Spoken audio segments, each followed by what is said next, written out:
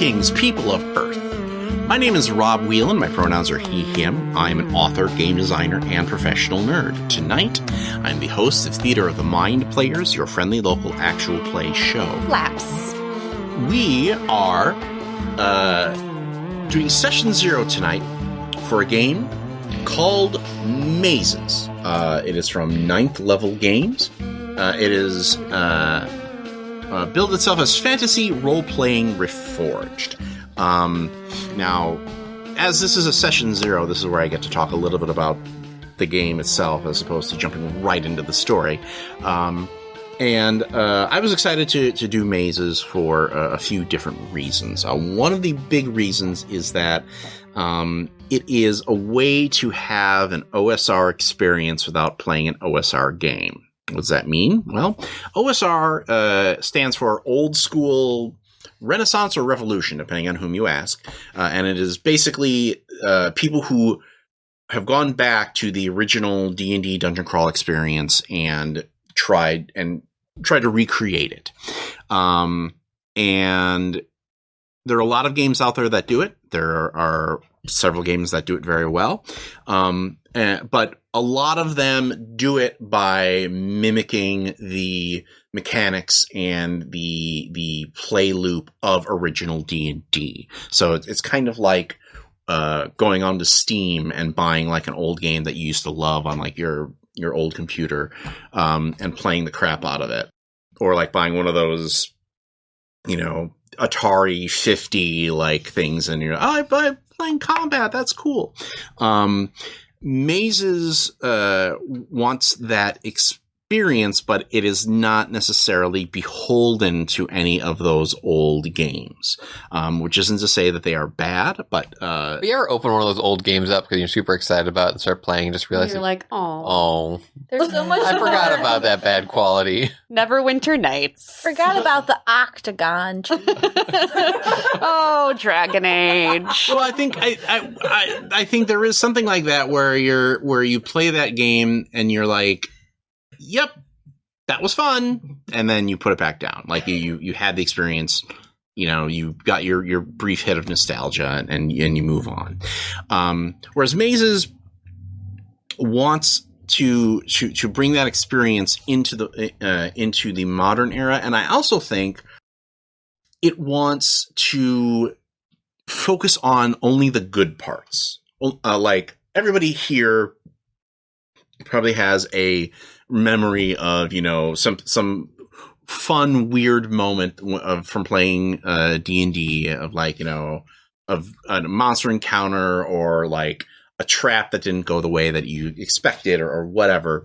And Mazes wants to focus on that stuff. It doesn't want to spend time on we searched the room and found 2 copper pieces in an old sock in the corner.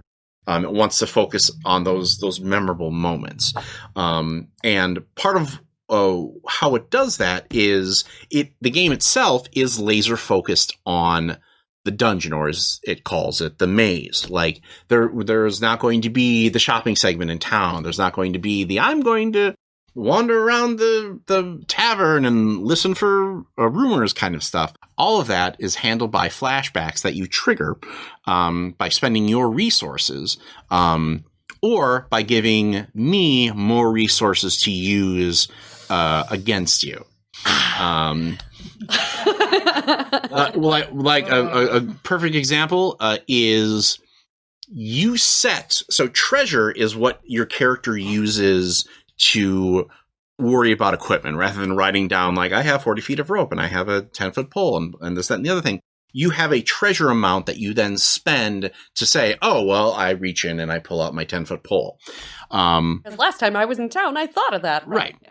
You determine how much treasure you go into the maze with, but that also tells me how much darkness I have to spend to power monster abilities and things like that. Because if you're going in loaded for bear or owl bear, if you will, the owl bear is going to be there. Like, so that's something that you will need to kind of decide on as we go through. Lastly, and this is a very, very personal reason why, there are a ton of jokes and references to mazes and monsters in the book, including the DM character being called the Maze Controller, which is what they call the Dungeon Master in the film and book, starring, of course, Academy Award winner Tom Hanks as the young man who has a mental breakdown and thinks that mazes and monsters becomes real, which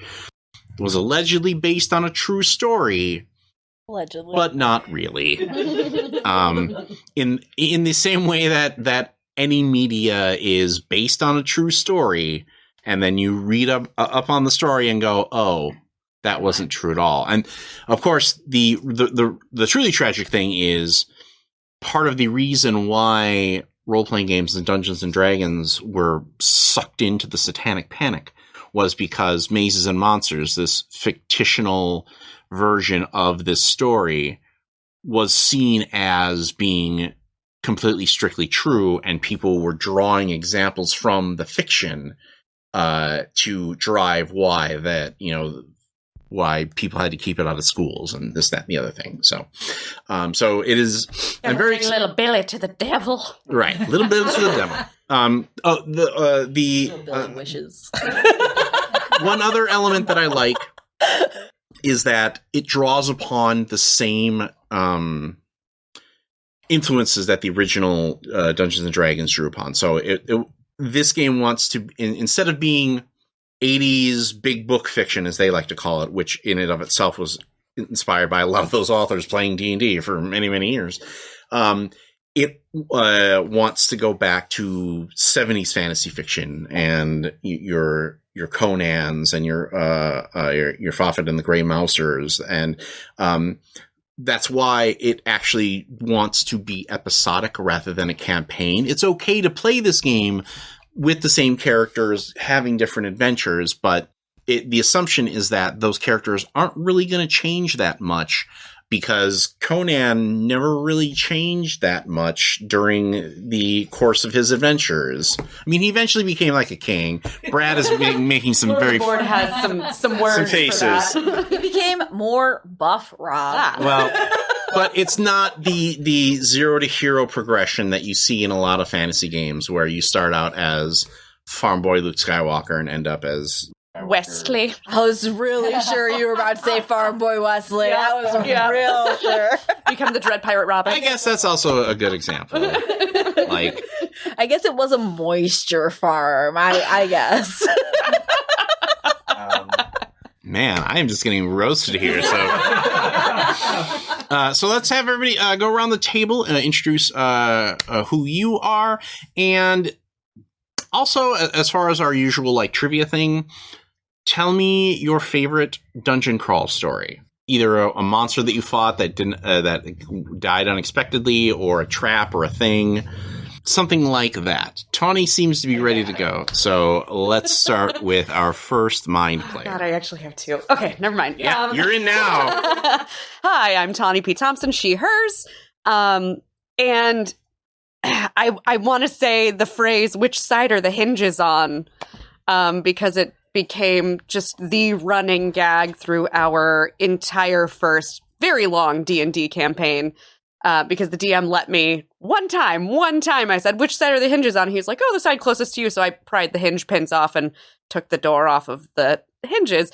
And then forever, ever after, when we found a door, I wanted to know which side the hinges were on, and they were always on the other side. Or the door had exceedingly more complicated mechanisms. Yeah.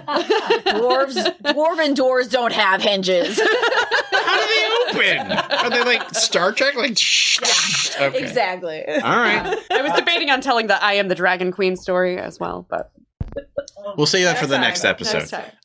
Who'd like to go next? I could tell a recent one. Okay.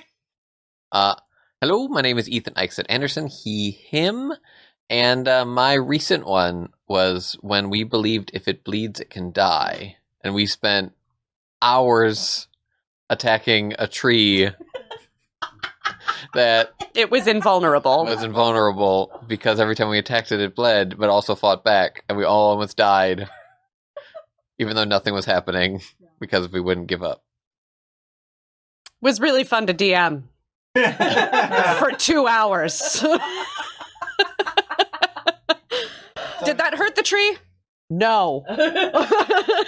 There comes the point where you didn't you look just at are the like, dice. just stop it. Yeah. Stop it. You didn't look at the dice. I don't need to. It's fine. Make an intelligence check. You rolled a 1. You can tell that the tree can't die. Let's move on to our next mind player. That's me. Hi, I'm Jordan Fishford, she, her.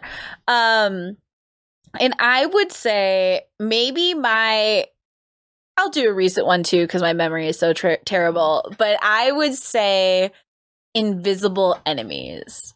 Invisible enemies are always so fun to me because the complete paranoia that everybody feels and everybody having their instinctual, like, what can I do to trap them here? What can I do to make them, do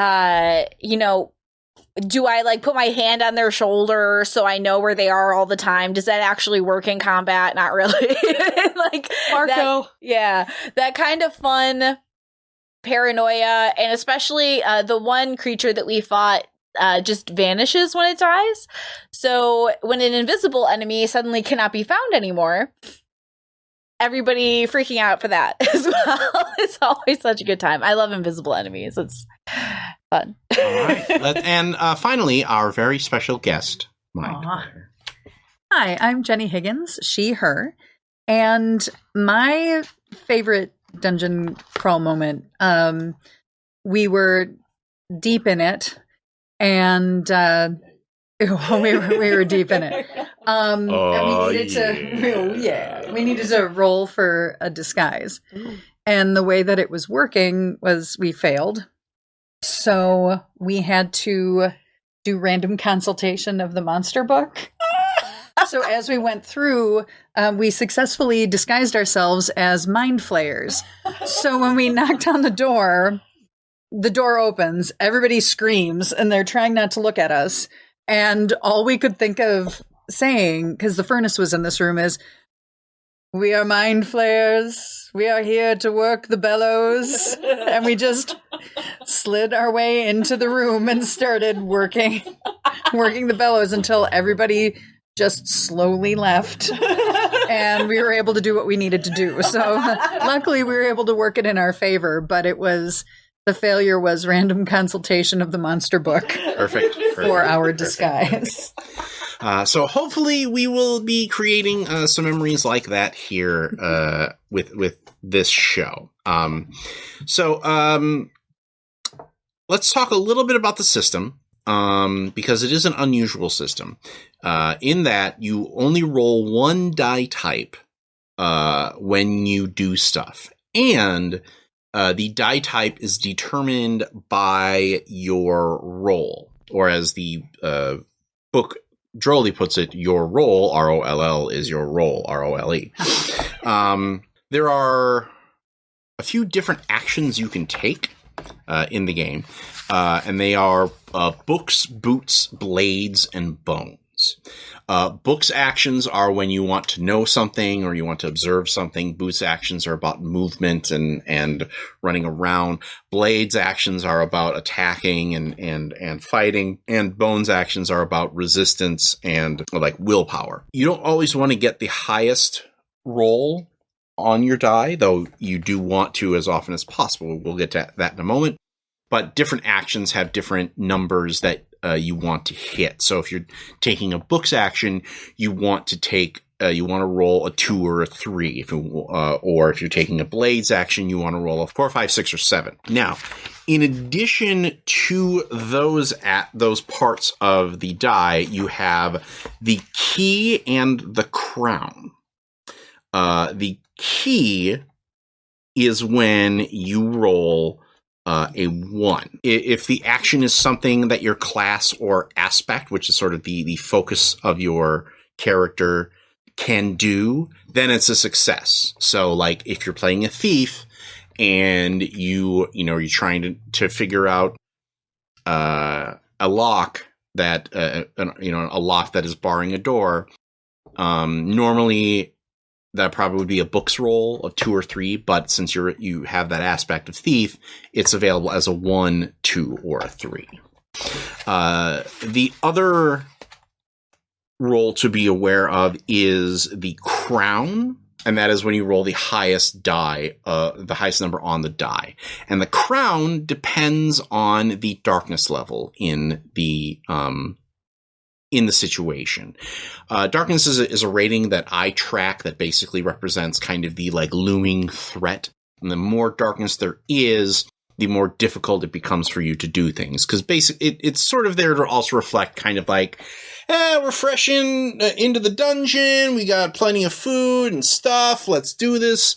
And then as the darkness builds, those resources get peeled away and peeled away and peeled away. You hit the no parents. More darkness. I was going to make a Raiders of the Lost Ark joke, but we'll go with that one. Like a movie. So that factors into the role that you choose because the D4 has a much smaller success aspect, but it's more likely to roll either the key or the crown, which means you tend to be more regularly successful. Whereas the D6 is kind of, pretty good at everything, whereas the D10 versus the D10, which, because it's got such a wide range, it's the least predictable out of the dice you can choose from. Okay, so let's talk about each of those rolls. And since there are 4 of them, I would like each of you to pick a different one, so we have each one represented. The first is the Paragon, and it says in the book here, "Seize the D4, Paragon. This is your die. You are the expert. You are the smallest die, but it explodes the most.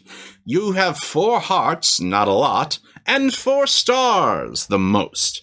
Hearts represent your character's physical ability and stamina, and you spend those in combat. Stars can kind of represent magic as well as like sort of clever plans and narrative control. The Paragon is the most cerebral of the character roles, focusing on thinking, talking, and their senses over combat and action. They use their special skills more than the other roles, and they shine when they're rolling against books. Choose the Paragon because you want to be the best in a class ability, use your instincts and intelligence, solve problems, investigate and use perception, talk a lot, make decisions, use special abilities rather than basic combat. It's also now you will stabby die.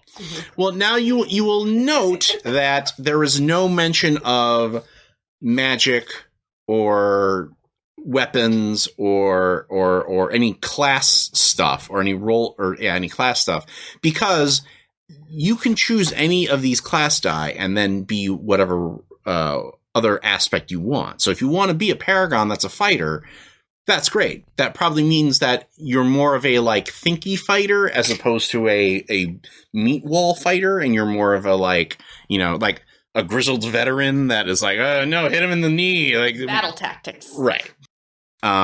So don't let the die type make you think, oh, I can only be this one thing. The Vanguard. Snatch up the D6, Vanguard. This is your die. You always are at the forefront of the action. You have 6 hearts and 3 stars. A good mix. The Vanguard is the most active of the character roles. They're pretty good at everything. They shine when they're rolling against books and boots. Choose the Vanguard because you want to always be in the thick of it. Use your instincts and intelligence. Be great at physical activities like running and climbing. Be a decent fighter, but are okay with not being the best fighter. And use a blend of special abilities and basic combat. Then you've got the Fighter die as the D8. Take up the D8, fighter. This is your die. You are here to smash faces. You have 8 hearts and 2 stars. A good mix. The fighter takes center stage when the battle starts. They're at their best in combat scenes. They're always in the middle of the action, and they really shine when they're rolling blades. Choose the fighter because you want to stab it, kill it, or set it on fire. Why did you look at me when you said that, Rob? Because Sarah's not here. Be good at physical activities like climbing and swimming. Survive a beating. Dish out some hurt. Focus primarily on basic combat. And then last but certainly not least is the Sentinel. The D10 awaits you, Sentinel. This is your die. You are the shield that guards the party. You have 10 hearts, the most, but only 1 star, which means you are hard to stop, but lacking in depth. The Sentinel is the most defensive of the character roles. You're good in combat and especially good at brawn and health style tests. You do the most damage and have the greatest effect, but the fighter is more accurate. You choose a Sentinel because you want to be safe and keep others safe, be strong and hardy, soak up the damage and laugh at it, defend the party, deal the most damage, or focus primarily on basic combat and be on the defensive. Now that we've gone through that part, there is... Jordan's trying to decide which of her dice are going to roll best. No, there is that. You must ask yourself, why do I want to enter the maze? Is it because I am a seeker of knowledge and glory? Is it because I want to stay in the heart of the action? Is it because I am here to fight? I hit it with my sword? Or is it because someone needs to keep everyone safe? I would love to not be able to die. So I Be think the Sentinel. the Sentinel would be fun. Okay. I'll do The Sentinel has been chosen. Harumph. Harumph. Harum. Sorry, that was late. Harum. You watch your... Who hired this guy? I'm having flashbacks of the Gauntlet, like, character select screen in my Right? head right now. I'm just going to listen to that music while everybody thinks about the... Valkyrie. Every time. Seasons unlocked. Valkyrie. Jenny, do you have a great preference? You know, while I have no great preference, I feel kind of pulled to Paragon. Do it. All right. Ethan? How stab you want to stab? Medium stab? Medium high, medium low. I say let Ethan be the fighter, and you be the other Vanguard? because I feel like those are roles that you normally don't take. So since we're doing just a few episodes of this, it's a good way to stretch your conceptual wings. I also want to see Ethan fail a lot. Yeah, So if he rolls low, it'll be fun. So the Paragon gets a D4, and you have 4 hearts and 4 stars. The Vanguard is a D6. You have 6 hearts and 3 stars. I still think this is a good fit for the way that Tawny tends to play, because the Vanguard, the Vanguard is the ha-ha type of character. The Fighter is a D8. You have 8 hearts and 2 stars. And the Sentinel is a D10. You have 10 hearts and 1 star. Yep. Now, you need to think about how you solve your problems. And there are 3 answers to this question. I will note that the main book has 3 answers to this question, but there are a selection of additional zines that you can purchase for this game that expand the options should you choose to do so, especially if you want to do stuff like pirate, sea-based stuff or things that are sort of out of the usual focused jumping into the maze. Do you solve your problems by the edge of your sword, the embrace of the shadows, or with your eldritch sorcery? Now, there are only 3 options here, so that means at least one person is going to repeat. Sword? Okay. Oh, this is probably going to be weird. I'll do Eldritch Sorcery. Okay. Sarah's not here to do magic, so somebody has to do magic. She does magic, so I will embrace the shadows. yeah. All right. Anybody wants to be a magic buddy? I too shall sword. Okay. So, here are the RPG party. so Sword Shadows of Sorcery, that goes under Aspect on your character sheet. For the swords, you choose your class from the following.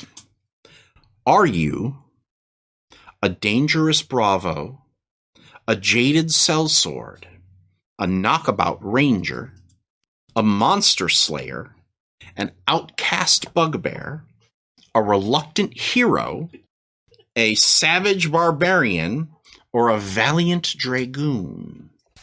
I'm feeling Jaded Sellsword, or what was the one right before that? Sorry. Dangerous Bravo. Dangerous Bravo. Dangerous Bravo or Jaded Sellsword. Do you want opinions? Is that why you're giving us Yes. the eyeball? I like Dangerous. Yeah. Bravo. Sounds fun. Okay. Let's go Dangerous Bravo. Yeah. That way you aren't going into the dungeon going, these rocks. Again? So, now you choose Masonry sucks your in here. edges. You always get this first one. The Dangerous Bravo is always precise. As a very serious fighter, are you agile or accurate? Now you're like, okay, Rob, what the hell is the difference? Well, I will tell you. Accurate. Okay. then Agile. Well- yeah, let's go Well, agile. Precise let me- is close to close to accurate. Because each of these edges does mean a specific thing. So it's not necessarily just, a word. Oh, they're anonymous. So agile means control of the body and balance. Accurate means you gain advantage when fighting from a distance. You are an expert marksman. Precise is gain advantage when fighting in melee. You can spend a star on precise to basically do like, I'm going to get you right in the eye. We're going to go agile. Okay. And then are you hale, fast, or strong? So hale means you're healthy, hardy, resistant to poisons and disease. You take advantage on healing saves. Strong means physically strong. Your advantage when lifting or breaking things. Or fast, physically fast, fleet of foot, and quick to react. Let's go hail. Okay. I should mention that advantage and disadvantage work in a similar manner, like to how they work in 5e. The main difference is it's slightly different. When you roll with advantage, only one of your two dice has to come up with the right number. If you're disadvantaged, both of the dice have to come up with the right number to succeed. So those edges represent who you are in this world, and the last one is your best attribute. So now you think about what your character looks like. Like, you have an idea forming? I mean, I'm getting Dread Pirate Robert vibes. But Do you have... here's something that you should think about as well, is your character's drive. This really isn't... Toyota Corolla. no, that's the ride. You went with Dangerous Bravo.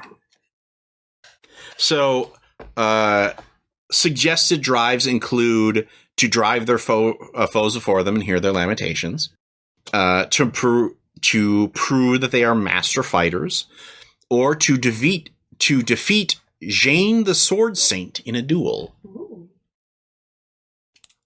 it has to be that one. Where do I put that? I don't know that. I think that's just a note on the back. That look at for our podcast listeners, the look at Tony's face is basically, well, I have to pick that one because I either have to stab or kiss them. So Why not both? well, maybe we'll call him A, little call him B. All right. Let's go to who would like to go next. Did Ethan pick his things? You want to go next, Ethan? Sure. Okay. I wasn't sure. So it's the same list since you're doing I sword. was going to go with Savage Barbarian. Okay. I was expecting you to go with Bugbear. Savage. French. Français. Je suis une sauvage.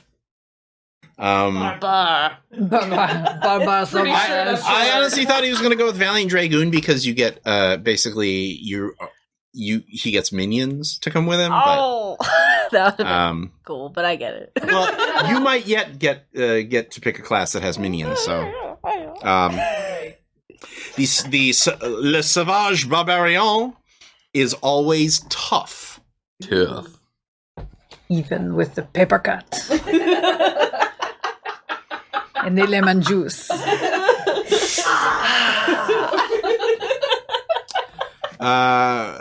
Then the next question is, as a lone hero, are you deadly or are you strong? What is the difference? Oh, yeah. Well, Yeah, I should wait for Oh my that. god, let me tell you, the difference is so huge. if you are deadly, you are advantage when you roll damage. It could be because of poison, skills, magic, razor claws, burning rage, whatever. Whereas strong is physically strong, you are advantage when lifting or breaking things. I will go with strong. And as your last question, are you ardent, hale, or nature-wise? Ardent means resolute, strong-willed, and can resist pain and temptation. Hale is healthy, hardy, resistance to poisons and damage, take advantage in all healing saves. Or nature-wise means knowledgeable about the natural world, animals, and natural beasts. You may gain advantage in situations when you are fighting against natural things. Do I need to go with squeaker, squeak, squeakin'? I mouthed at Jordan just a minute ago, himbo. So are you playing Kronk? Strong limbed Doma. I was going to say Domon rides again here. I know. I miss Domon sometimes. Do we have to carry a flask of oil specifically for reenactment? Is it now? Is it? I feel like this is like the movie. So like, this is the movie where the same actor who plays Domon is definitely playing the same character, but they couldn't get the rights to Domon, so they changed your name. But Makes anybody so who many watches the movie is like, that's fucking Domon. Dominetta. Okay, let's go with nature. Okay. 'Cause it's neat. So, which of these drives? To stare off the edge of the world, to crush their enemies and take their silver, to never bend the knee to the hated Grom. I'm gonna have to stare off the edge of the flat world. I knew it. It's the nature vibe. Yeah. It's like, Love it. I love it. Oh, Once in his life, he felt content, for there were no thoughts in his head. Honestly, same. Why do you think we go backpacking? all right. Let's go to Shadow. Are you an adventurous small folk, the cursed tomb robber, the excellent vagabond, the filthy urchin? There's some strong adjectives in this game. there are. The Nighthawk assassin. I read that comic. It was really good. The puzzling locksmith, the talented thief, or the zealous cultist. Those are all really fun. They are all really fun. Shoot, can I take a peek real quick? Just because I forgot the word that you said. Okay, because Nighthawk Assassin sounds really cool, but also the excellent vagabond. I think I will be the excellent vagabond. Most please. excellent. That sounds so good. All right. The excellent vagabond is always traveled. Like I know what I'm doing Wise whenever I about get there. Wise about the ways of the world and people. You have been around and seem to know about everyone and everywhere. Oh, you got a guy. Well, you can spend a star to know somebody from a faraway place. You got a guy. Ooh, I got a guy. You got a guy. I got a guy. You get like a million stars, right? Yeah. Yeah, that's Of course I right. do. A lot of guys. I got a lot of guys. Yeah. Oh, I like this detail. They also wear outfits cobbled together from the favored garb of the many places that they visited. Nice. They prefer jewelry to coin. It's better to wear your fortune than to lose it. The next question is, as a wandering jack, are you charming or cunning? Charming means likable, friendly, and interesting to talk to, whereas cunning means mentally slippery, fast, strategic, and sly. I want to be liked. I'll be charming. Okay. I usually don't care. Does this go in the edge that's section? it. So Okay. the traveled is your first edge. Okay. Charming is your second edge. And then the third question is, are you fast, lucky, or do you have friends? You got a friend in me. His name is Buzz. Yeah, like he's from the farthest away that you can ever it's like, shoot. Robbie Macaroni. Luckier friends. Luckier friends. So friends means you have contacts willing to help you. You choose a type like high places, low places, wild places, dark places.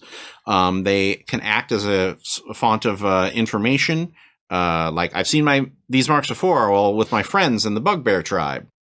Spending a star on friends is like spending treasure as it provides assistance from the friends, or you can also use it to, basically justify, oh yes, I asked my friends to leave a bunch of torches here for us, and they did.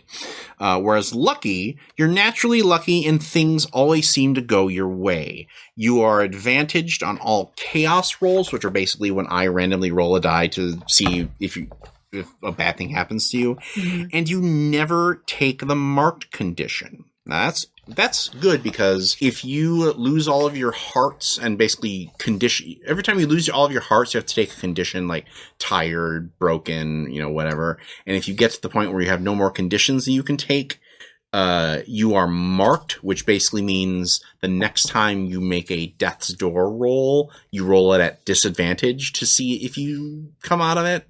And that never happens to you. I'm going to take lucky. Okay. Drives include nothing really, just passing through. One more adventure and then I'll settle down. Ensure that no one collects the sizable bounty on my head for the gelatinous incident. Oh, man. The gelatinous incident. I really like how everyone is choosing the drives that builds in some sort of person who's like, you! Now, am I supposed to have 4? Are there supposed to be 4 here? You're supposed to get 3. 4 is you can eventually take an advance that gives you an extra edge. Dig it. Okay. We wrote our backstory thing in there. That's fine, too. I mean, Probably if we get to that right? point, Yeah. we'll do with that. All right. Sorcerer. Hi. Are you the Blazing Magician, the Guild Mage, the Haunted Librarian, the Infernal Summoner, the Last Ilf, the Quack Alchemist, the Underground Druid, or the Wise Witch? Oh, man. These are all. I spent the last however long looking at all of them, Rob. They're so good. There are like each of these also has like another 6 of them that are focused on other stuff. So, but we're focusing on the main book because Roll the d8. no, let her pick. I think I want to do. That's wrong. Sorry. Oh, Rob. I think I'm gonna do. No. I didn't do it that time. Jordan life. So the thing is, I chose the Sentinel, so I don't want to do anybody that's smart. Fair enough. So I think I might need to be the thing. Which thing? The thing. I'm gonna do Like the Fantastic Four thing? I'm I'm gonna do the blazing magician. Okay. So I feel like you're protective, but you also are kind of like, I don't know how long I can hold this, guys! Exactly. The blazing magician always knows magic, which is your first advantage. As a channeler of raw power, are you accurate or are you armored? What does armored entail? Gain advantage when resisting damage and while defending in general. You can spend stars to negate all the damage you take from an attack. Star. I'm gonna do accurate. I'll do accurate. And that gives you an advantage when fighting from a distance. You're an expert marksman. You can spend stars for taking careful aim for like called shots and like, I'm gonna take the apple off that guy's head kind of stuff. Are you ardent, strong, or tough? What is ardent? Resolute, strong-willed, and can resist pain and temptation. Tough is physically capable of taking a hit, holds up against the elements. You take advantage on death's door and healing saves. Oh, I should probably do tough. I'll do tough. Tough. Bored tough. Drives. To obtain personal power and wealth. To find focus and discipline in your martial ways. To hunt down and stop Bargle the Black. Oh, I don't know. Bargle's a pretty good name there. I don't know. That's an old school cut, too. Way back to old school first edition D&D. I think because of the massive respect I have for Bargle, I'm going to have to choose that one. Doesn't say kill yet. Okay. Now you also take an extra step as far as your choices, Jordan, because you're doing magic. Okay. As is often the case with these sorts of things. You need to choose either an elemental domain or a school of sorcery. Oh. So basically it's, do you want to have, width but not depth? Or do you want to have depth but not width? The schools are focused on one type of magic. So that's going to be something like, enchantment, illumination, conjuration, evocation, summoning, whereas the domains are like sky, sea, forge, earth, night. I don't think sky or water. I like forge. I might do forge here. Okay. Yeah, I'll do a domain for forge. So we have the pieces of our characters together. And now it boils down to, what do I look like? What is my name? Names. There are recommendations in the book. Yeah, so for the Vagabond, names recommended include King, Osamu, Grace, Pulliver, Dromus, Stella Star, She Who Walks Slowly. Ooh. For the Dangerous Bravo, Santra. James, Jarvis, Peng, Helen, Creer, Red Eye, Fergie, Blacksnake, Wanda the Knife, Geodor, Rithisak, Zico. Am I bringing back Madam Peng? I don't. Apparently, we're doing a lot of callbacks in this game. The Savage Barbarian, Yorn, Autumn, Obayana, Nan, Hard Farg, Nassor, Broadhilda, Ruthgar. And for Blazing Magician, Icewind, Ixidor, Vance, Folsom, Rachel the Canny, Stormbinder, Hexen, Rebezza, Salome, Or Joan. Ern. I need to do Rebezza. Honestly, I liked a lot of them, but Rebezza just stands out. I went with Hard Farg. I knew you would. I was tempted to go with Matt Damon. Yeah. One of the things that I want to do with this game is I want to illustrate how you can use it to play older modules and things like that, which is why the session that we're going to be doing is going to be inspired by a very classic series of AD&D modules, specifically Pharaoh, which is the first module in the Desert of Desolation series. So you're going to be going into a spooky-ass pyramid as your maze. If you want to think of things with an Egyptian flair, that's definitely the direction that I want to go. Got it? Artemisia. All right. Jen Telesky. Yeah.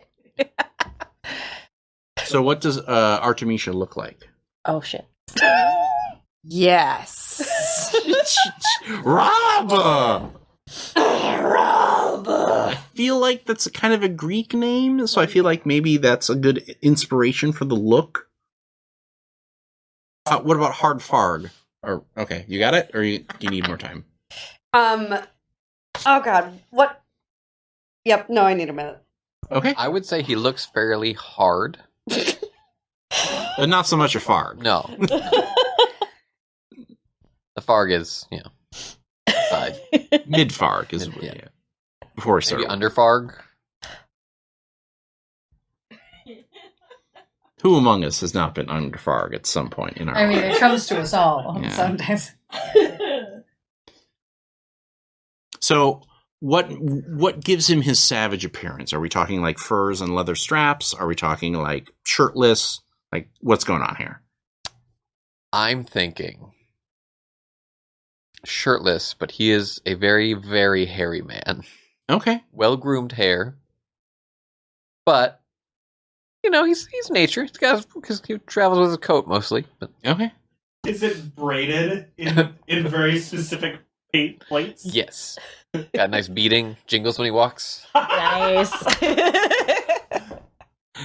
Awesome. Okay. Who else would like to talk about their look? I got an idea. Okay. So Rebezza has long, like bright copper hair that looks like almost on fire because she has to be on brand. Get it right? Hey. Yeah. And she's thick. She's built very strong. And she looks like she does a lot of work in the sun, so she's very tanned and muscled. She always wears like some sort of shirtless shirt to show off her like defined biceps and Okay. triceps and all that cool stuff that she only uses really for other stuff because she does magic. And a lot of her clothing is very like leather protective, what she does have, because she works with a lot of heat and hot metal and all that fun stuff. I think I'm gonna go with the name Auntie, and I'm kind of feeling like a Stevie Nicks, sort of like the outer layer looks kind of flowy, have some gems kind of sewn into it for a little bit of sparkle when the light hits. Underneath, and all of that can be like knotted up, and underneath is just kind of that kind of nighttime ninja wear of for getting in and out places. She's got a bowler hat because it pleases her. Okay. And kind of long kind of kinky hair that just always manages to be in place all the time. Okay. Love it. Love it. Love it. So, the last question that I have to ask everybody is, why are you here at the doorway to the master maze of Cora Din? Is it because you are here to put the spirit of the god pharaoh Amona Rana to rest? Or is it to seek the power of the star gem? I know what Jordan wants. What? Oh, that poor Pharaoh. My vote's on Star Jam. Star Gem. All right. Yes. You don't have to. You could be we nice could. about it, I guess. I mean, You can be wrong. It's okay to be wrong. I mean, we could do support both, you. but Right, the gem is number one. I think. All right. I support you if you decide to be nice. I just might have different priorities. so there are two more questions that I want to ask before we begin the maze here. One of them is we have to set the level of treasure and darkness. So treasure, rather than most or many dungeon crawling games where you are like, I have 3 torches and a 10-foot pole and this many feet of rope and blah blah blah blah blah. You have a broad collection of treasure. And then if you want to narratively have a thing, if you need a Holocaust cloak, you spend a point of treasure and out comes the Holocaust cloak. But the treasure also sets the level of darkness. And those are the points that I spend to make your experience more challenging. I can spend darkness to do things like heal monsters or activate their special abilities or bring in extra traps or things like that. Now, the darkness level also kind of determines...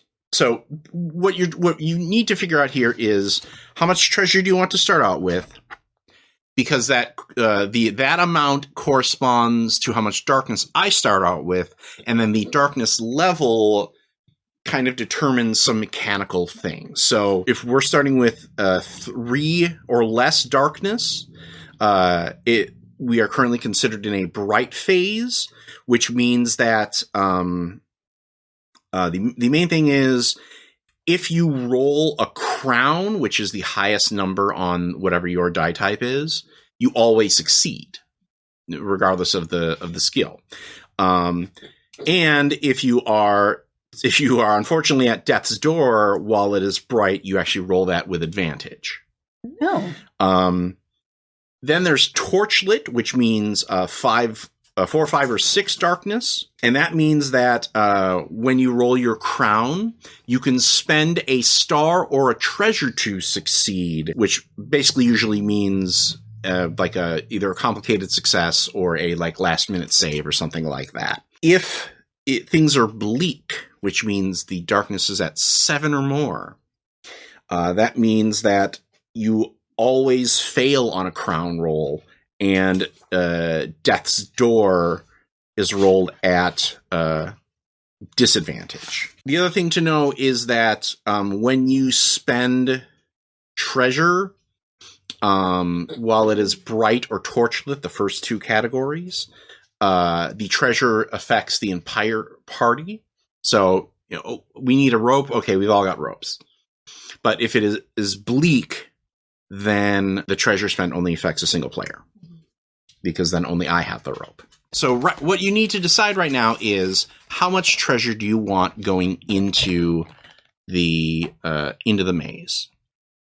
I will tell you that the first action that you take when you're in the maze also generates a darkness, because the maze is dark. and there's going to be things there that you don't know about. So take a moment and discuss and see, how loaded for bear are you here? We only live once, right?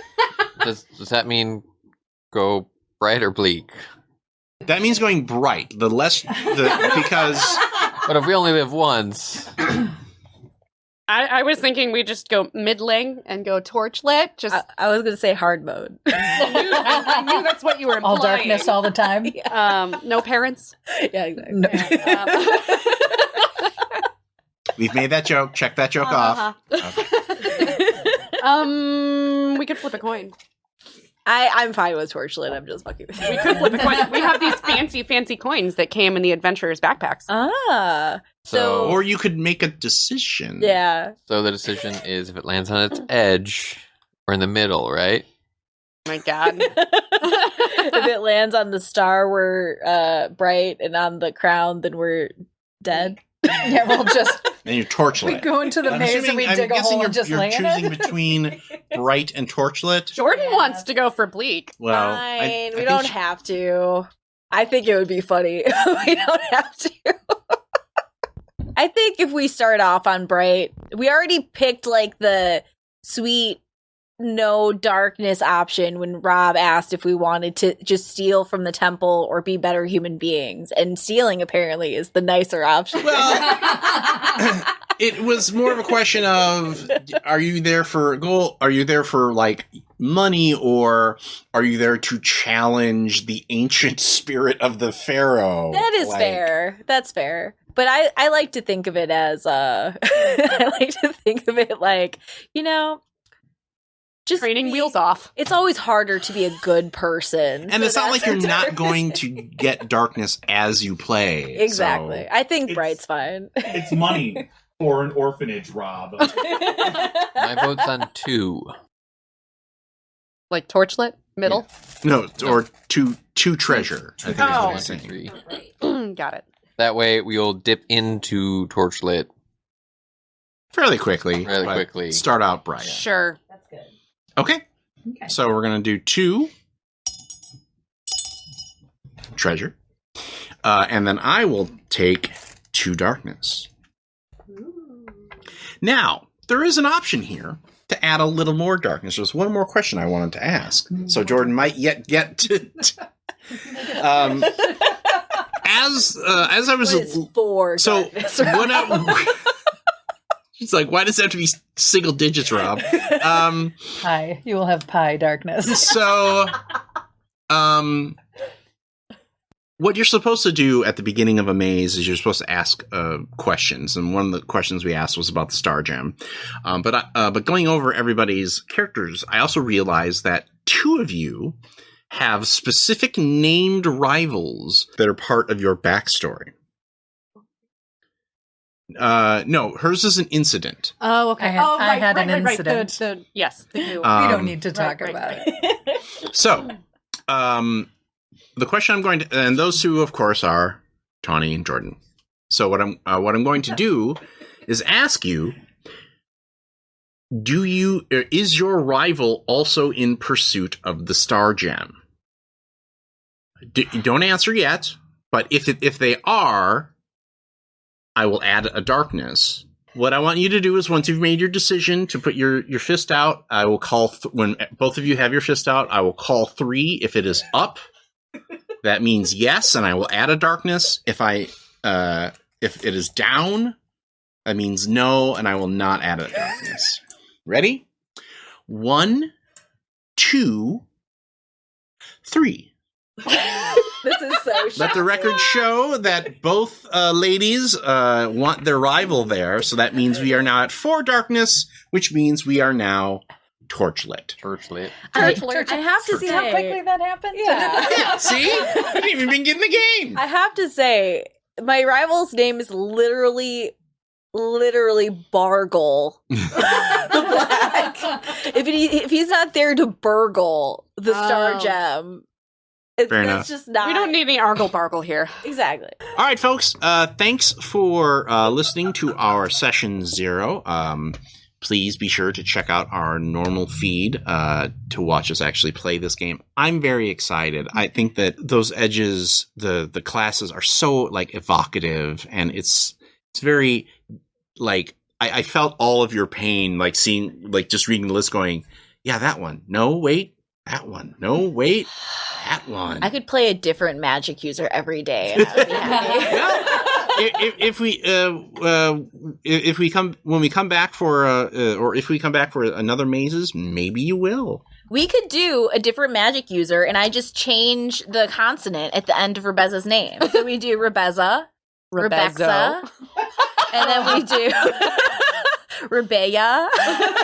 Rutabaga.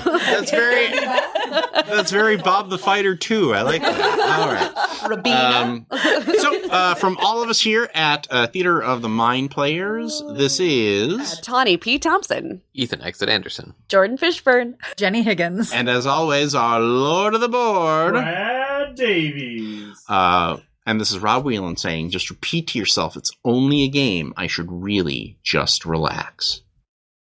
Congratulations, fellow human! You've reached the end of an exciting episode of Theater of the Mind Players. If you enjoyed our story, please like the video. If you want more games, subscribe to our channel. Attack the bell for notifications on new posts. If you liked the episode, please tell us what you enjoyed the most in the comments. If you loved the episode, consider joining our Patreon. You'll get access to special shows, session zeros, and help us determine what we play on the show. We love our friends of Pat Rayon, and we hope to see you there.